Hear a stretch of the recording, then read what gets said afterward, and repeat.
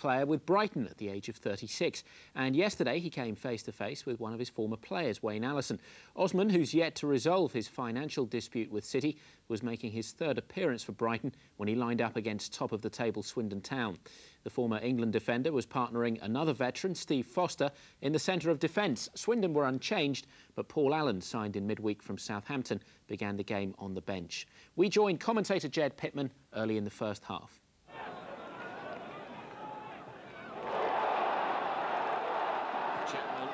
McCarthy sliding in, hits the post. So unlucky for Brighton.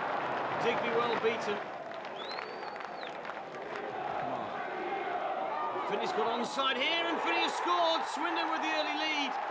His 7th goal of the season puts Swindon Town ahead. The early free kick, really catching the Brighton defenders asleep, and Finney made the most of it.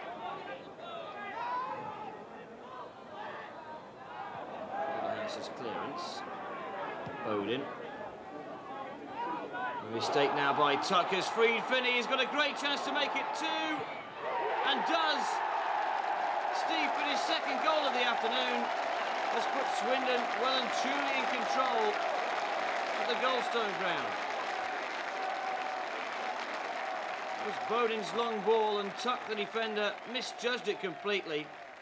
And Finney, given his form so far this season, you always fancied him to score with a one-on-one with the keeper. Robinson will take the throw eventually. Got the ball from Seagraves. O'Sullivan wants it, and so he looks for Horlock, and the defender rather commits himself. Horlock makes the most of it too. 3-0, and Kevin Horlock from midfield has now scored 6 goals this campaign.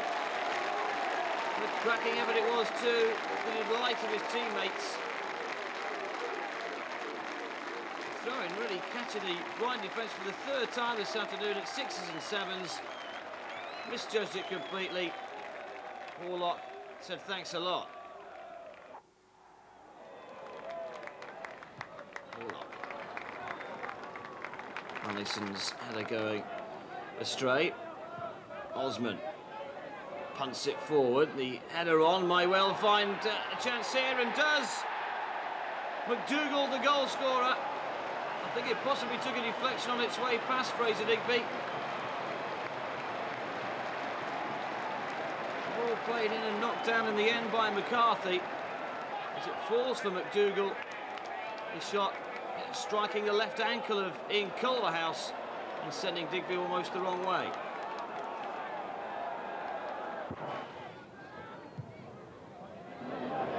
Digby coming some way out with the error too. One good challenge, and a second coming in now from Sean Taylor. Swindon at the moment, and their manager not particularly pleased. To just let things slip and letting Brighton back into the game. And it took 2 very good challenges, the first from Seagraves and the second from Taylor, to keep Swindon in control. What about the second half? I thought there was going to be a sort of expected massacre. Didn't quite materialise, did it? No, well, they had nothing to lose, did they? They come out and they showed a bit of spirit, a bit of character, and we just didn't finish him off. I think we got too easy, and we just got a bit complacent. And how happy overall are you with the way Swindon are playing? Because you're passing it around and you look exciting up front. Yeah, well, you know, well, that's what more can you say? We're getting results, which is even better. Great performances. Kevin Horlock, I thought, worked tirelessly. He's got a great goal. Steve Finney was outstanding, especially the first half. And I was disappointed for the back 5 in the second half because we conceded a goal. I don't think Steve McMahon would thank me for saying this, but at this rate, they'll have the league sewn up by Christmas, won't they? Yeah, he wishes. I think the problem will be because he came off himself yesterday and we don't know the full extent of his injury, and they'll sorely miss him, excuse me, well, if they don't get him back fit. Excuse me. So, have a glass of water. Certainly a great performance by young Steve Finney, who had a new contract given to him in midweek, and he certainly rewarded that with some fine goals, didn't he? Yeah, quick thinking by McMahon. And, you know, the problem at this level is the fact that you don't have defenders who can react to that super finish.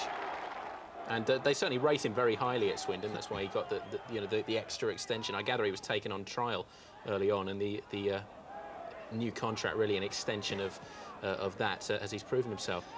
And you know, this is his second goal as well, isn't it? But it's terrible defending, but again he takes it into the middle of the goal, and again it's a super finish. But, you know, to concede those goals at home as well for Brighton was awful defending, but you can only score the goals against them, just like Bristol City against Hull. And goals flying in from all ends for Swindon. Kevin Horlock has shown himself I think as Jed said, it's his 6th goal of the season from midfield. He just invites the defender to make the challenge from the throw-in, and it's a super finish, wasn't it? You just see it from here.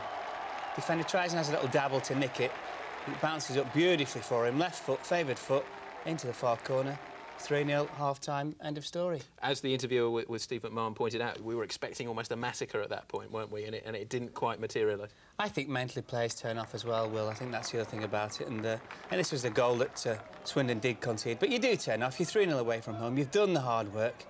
And just a ball pumped in by Russell Osman, and the boys won it, but it's actually come a deflection. It's past Fraser Digby, and I think the only thing that does when they concede a goal then, it just winds the players up to finish properly and make sure you get the 3 points. Interesting that Steve McMahon seems slightly peeved almost that they conceded a goal, a sign of the sort of standards they're setting. Well, I think, and it's quite right as well, but when you do go away and you're 3-0 up at half-time, you think, let's make